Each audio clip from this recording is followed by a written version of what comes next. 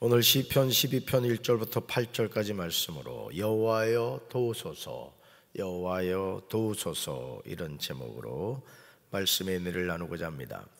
사람은 홀로 살 수 없습니다. 우리는 더불어 살아갑니다. 그러므로 우리는 원하든 원하지 않던 누군가와 비교의 대상이 됩니다. 이런 모습은 우리가 태어나는 순간부터 시작이 되죠.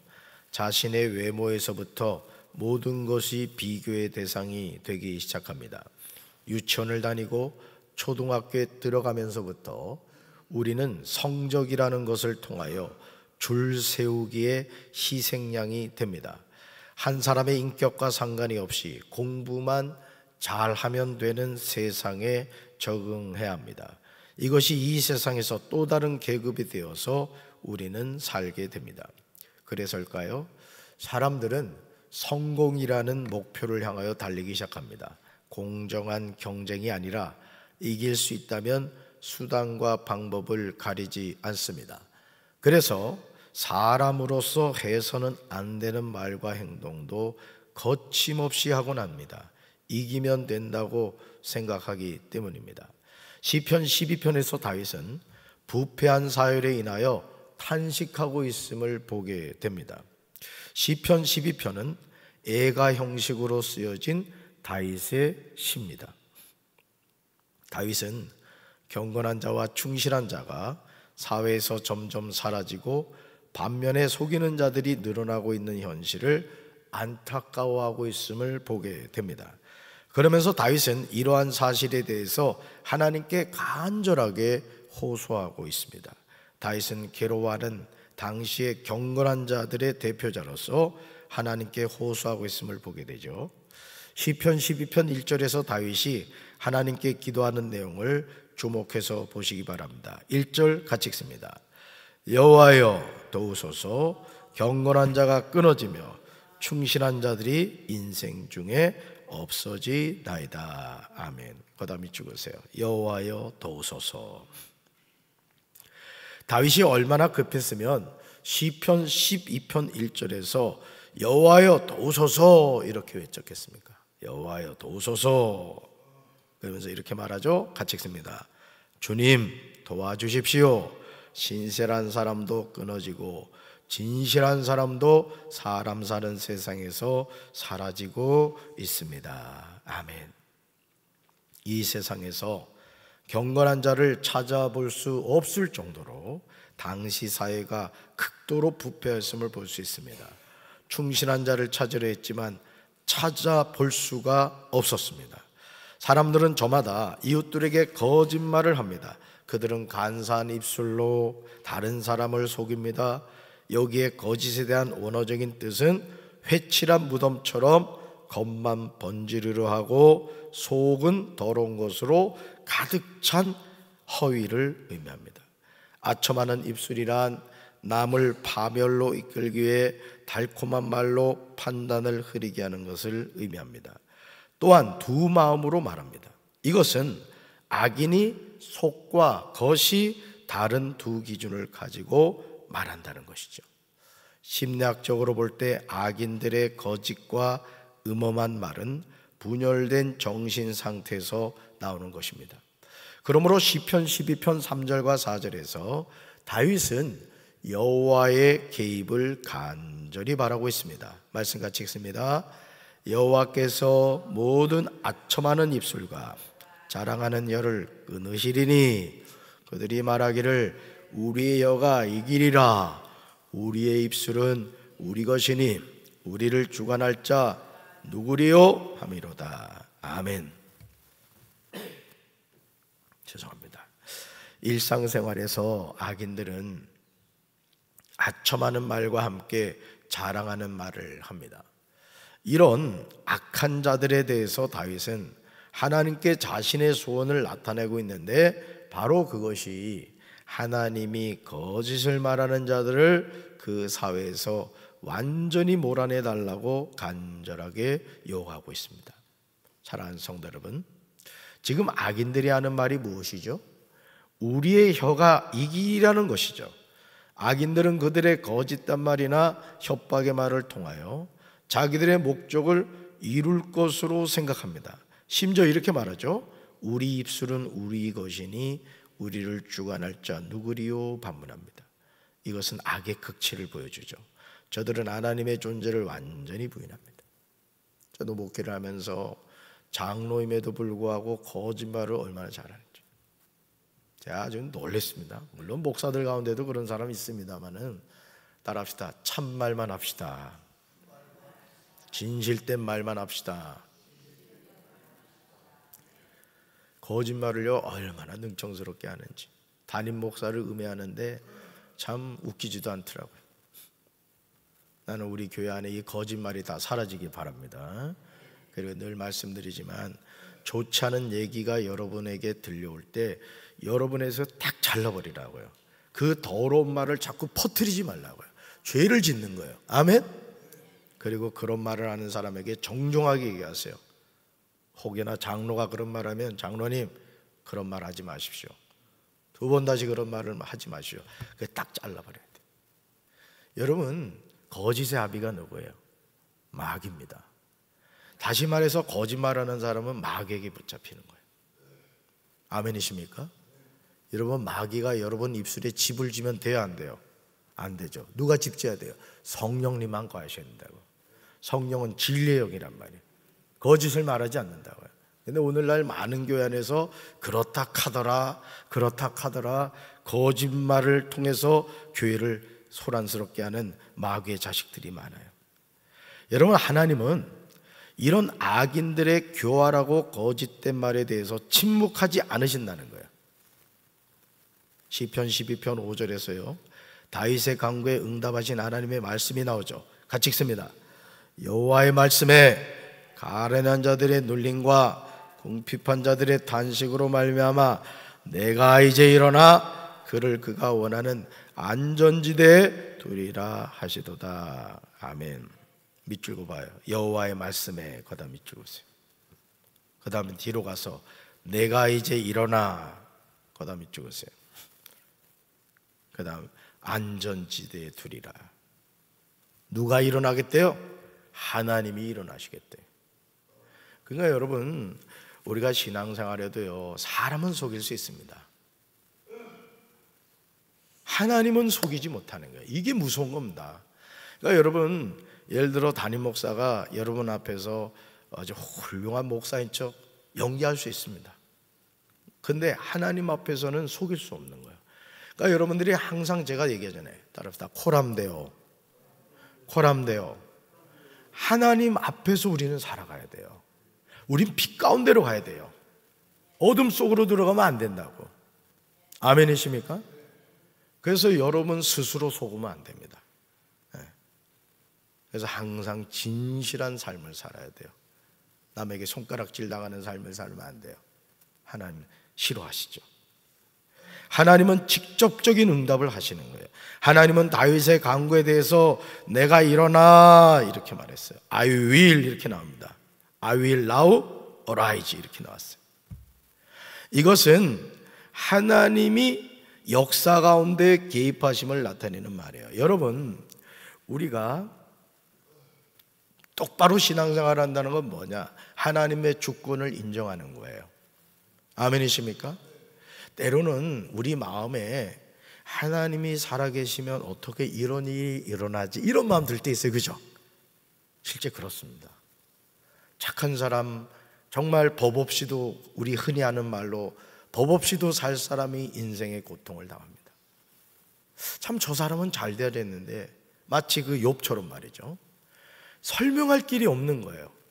그런 순간도 있습니다. 의인이 고난을 당하고 말이죠. 그렇지만 그럼에도 불구하고 우리는 누굴 바라봐야 돼요? 하나님을 바라봐야 돼요. 그리고 이 세상 만물을 누가 통치하신다? 하나님이 통치하시는 거예요. 그러니까 내 삶에도 이해할 수 없는 고난이 다가와도 우리는 누굴 바라봐야 돼요? 하나님을 바라봐야 돼요. 하나님이 결국 승리하신다는 걸 우리 믿어야 돼요. 여러분 예수님이 십자가에 못 박혀 죽으실 때 여러분 말씀이시며 하나님이신 그분이 이 세상에 오셨다고요. 사람들이 받아들였어요? 안 받아들였어요? 안 받아들였습니다. 여러분, 피조물이 창조주신 그 성자 예수님에게 침 뱉고 모욕하고 뺨으로 때리고 말이죠, 대못을 말이죠, 두 발과 두 손에 박아버리고 말이죠, 창으로 옆구리 찔러버리고 말이죠, 저주하고. 세상에 내가 예수님이면 나는 가만 안 뒀을 거라니까. 내가 예수님이 아니었으니 망정이지. 나는 십자가에서 내려왔을 거야. 그리고 아주 그냥 저기 했을 거야. 제가 얼마 전에 저 텔레비전에 보니까요, 조선시대 때인가 사람을 이렇게 죽이는데 말이죠, 사람을 죽이는데, 새벽부터 이런 얘기하면 좀 그런데 잠이 아마 확 깰 거야. 사람을 어떻게 죽이냐면은, 사람 여러분 물고기 회 뜨는 거 있잖아. 그렇게 죽이는 그 사형이 있었더만.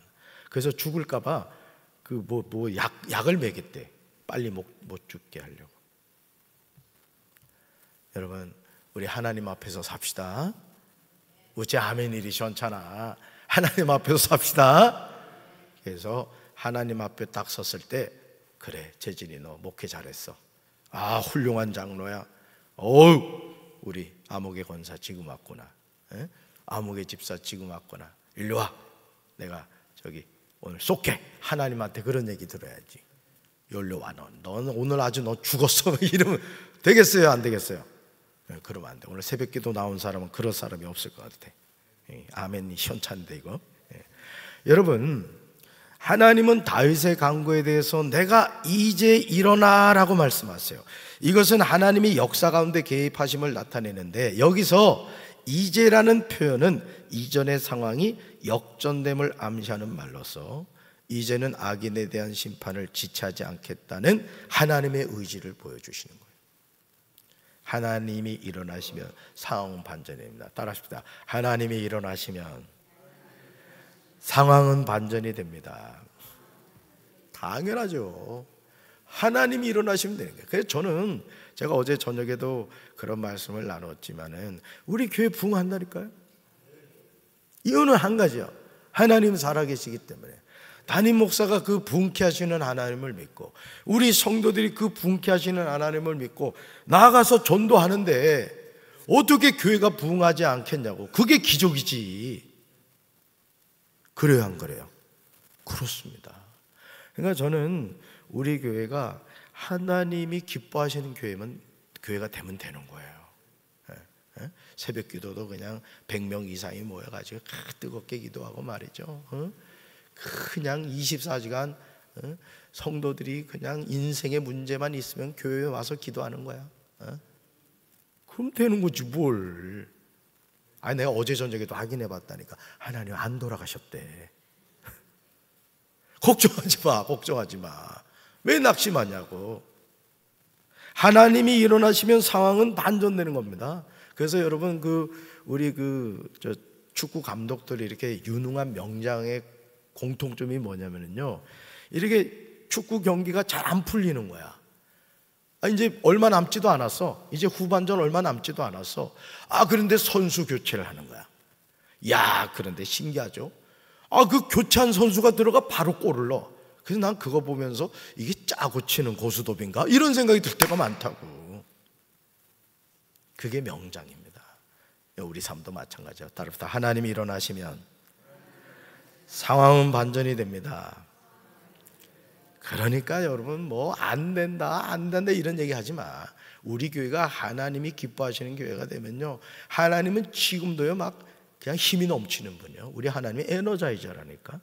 아멘. 이제부터 하나님이 악인들을 형벌하시고 가련한 자들을 구원하시는 구체적인 사역을 시작하시겠다는 표현이에요. 하나님은 가련하고 궁핍한 자들을 그가 원하는 안전한 지대에 두겠다고 말씀하십니다. 즉 악인의 횡포로부터 구원해 주시겠다는 약속이죠. 사랑하는 성도 여러분, 악한 자들이 이웃에게 각기 거짓을 말하고 아첨하는 입술과 두 마음으로 말을 할 때 하나님의 자녀가 그들로부터 승리할 수 있는 비결이 무엇이겠어요? 악한 자들이 우리의 혀가 이 길이라고 말하며 우리 입술은 우리의 것이니 우리를 주관할 자 누구냐고 교만한 말을 할 때 과연 누가 그들을 심판하겠습니까? 거짓이 없으신 여호와의 말씀인 줄로 믿습니다. 그래서 여러분, 우리가, 저도 사람인지라 때로는 낙심할 때가 있고, 이 감기가 걸려가지고 지금 이렇게 오래 가다 보니까 진짜 내 솔직한 심정을 얘기하면 내가 목사 아니면 새벽기도 안 나왔을 것 같아. 지금 자빠져 자고 있을 거라고. 근데 새벽 설교를 해야 되잖아. 여러분, 설교 매일 하는 거 쉽지도 않아. 앉아있는 것도 쉽지 않지만, 그래서 우리 장대영 전사가 센스가 있어가지고 오늘도 찬송을 같이 불러준 거야. 여러분, 누가 그들을 심판하죠? 거짓이 없으신 여호와 하나님이에요. 그러니까 여러분, 우리 인생을 하나님께 맡기자고요. 여러분의 자녀의 삶을 하나님께 맡기셔야 돼요. 그게 믿음입니다. 그게 내가 낳은 자식이지만 내 마음대로 안 돼요. 저도 이내 지금 이제 신학교 2학년 다니고 있습니다만은, 이번에 또 기숙사 안 돼가지고 내 얘기했잖아. 원룸 얻어가지고, 아이고 지금 한두 푼 들어가는 게 아니야. 내가 지금 삼시세끼를 굶고 있다고. 애 학교 보내는. 늘 마음 한켠에 생각을 하죠. 여러분도 그럴 거예요. 서울에 있는 자식, 대전에 있는 자식, 부산에 있는 자식, 날마다 생각할 게, 이게 부모의 마음이죠. 우리 하나님도 마찬가지라는 거죠. 여러분, 시편 12편 6절에서요, 다윗은 여호와의 말씀에 대한 확신을 가지고 고백하고 있어요. 뭐라고요? 같이 읽습니다. 여호와의 말씀은 순결하며 흑도가니에 7번 단련한 은같도다. 이거 암송하셔야 됩니다.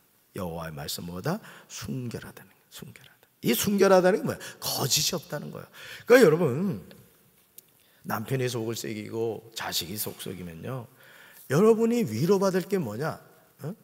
오늘 가서 영화 한 편 보고 말이죠, 맛있는 거 먹고, 스트레스 풀어야 되겠다. 더 스트레스 쌓여. 그러지 말고 기도하면서 말씀을 가까이 하라. 말씀. 하나님의 말씀이 우리에게 힘을 주는 거예요. 능력을 주는 거예요. 아멘이십니까? 하나님의 응답을 받은 다윗은 그 응답의 말씀에 대한 확신을 보여주고 있습니다. 여호와의 말씀은 악인들의 말과는 정반대로 신뢰할 만합니다. 아멘이십니까? 당연하죠. 여기서 7번이란 거룩함과 완전성을 상징하는 숫자예요. 즉 하나님의 말씀은 거룩하며 완전한 말씀인 것을 표현해 주는 거예요. 하나님의 말씀에는 7번 단련한 은처럼 찌꺼기가 섞여 있지 않다는 거예요. 하나님의 말씀은 우리가 절대 의지하고 붙잡아야 되는 거예요. 하늘이 변하고 세상이 망해도 하나님의 말씀은 변함이 없는 겁니다. 믿습니까? 여기서 찌꺼기란 악인들의 말에서 발견할 수 있는 거짓으로 아첨, 헛된 것 등을 의미합니다. 살아계신 하나님의 말씀에는 이런 것들이 전혀 섞여 있지 않으므로 절대적으로 신뢰할 만한 완전한 말씀이라는 거예요. 그러니까 의사도 진짜 의사, 명의가 있고 돌팔이 의사가 있듯이 이 세상 그 무엇도요, 우리를 붙잡아 주지 못해요. 하나님의 말씀만이 우리를 새롭게 하는 줄로 믿습니다. 하나님의 말씀만이 우리를 승리하게 하시는 줄로 믿습니다. 그러므로 시편 12편 7절과 8절에서 다윗은 기도해요. 우리 믿음으로 고백합시다. 여호와여, 그들을 지키사 이 세대로부터 영원까지 보존하시리이다. 비열함이 인생 중에 높임을 받는데 악인들이 곳곳에서 날뛰는도다. 아멘. 비열함이 인생 중에 높임을 받는데요, 악인들이 곳곳에서 날뛴대요. 그렇죠? 우리가 사는 세상 악인들이 잘 될 것 같고 말이죠. 그렇죠. 그런데 보세요. 거다 밑줄 가세요. 여호와여, 그들을 지키사 이 세대로부터 영원까지 보존하시리이다. 하나님은 하나님의 자녀를 지키고 보존하시는 줄로 믿습니다.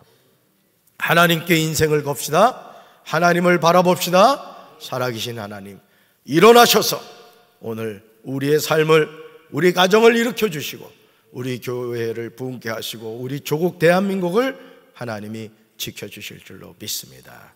가슴에 손 얹겠습니다. 사랑의 주님, 악인들이 곳곳에서 일어나는 때에 우리가 하나님을 바라본다는 것이 믿음이 없이는 불가능함을 고백합니다. 주여 저들에게 믿음을 더하여 주셔서 언제나 영적으로 깨있게 하시고 상황과 환경을 바라보며 낙심하는 불신앙의 삶을 살지 않도록 주여 도와주시옵소서. 우리의 입술에서 거짓이 사라지게 도와주시고 진리의 말씀만이 우리의 마음과 생각 속에 가득 차게 하옵소서. 예수님 이름으로 간절히 기도합니다. 아멘.